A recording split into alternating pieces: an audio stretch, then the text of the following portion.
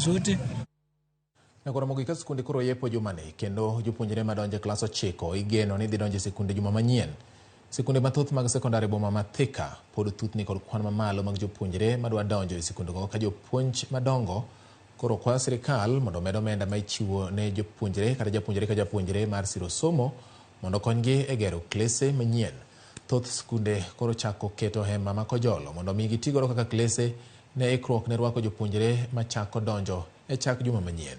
Jopuonjre go ogoyo erokamano kata jopuonj go ogoyo erokamano ne sirikal kuom golo bilion 32 ne somo ka bilion 12 ibiro tigodo e gero klese manyien. Kata kamano giwacho ni gin kod pek eno ni jopuonjre duto oyudo thuolo mar donjo e sikunde mag sekondar.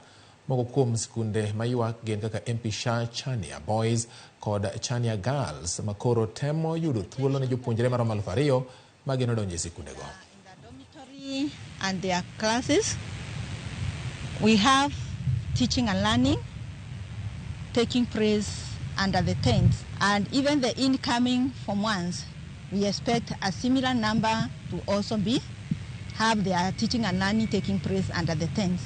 So our plea to the well-wishers and also to our government through the Ministry of Education, kindly come to our aid, come to our assistance. We still have challenges of infrastructure because we are constructing some semi-permanent classes.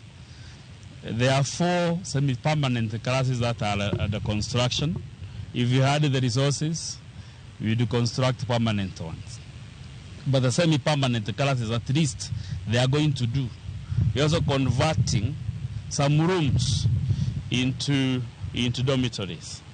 We have a hall that we converted into a dormitory last year, and even this year it will continue to be a dormitory because we still need more infrastructure.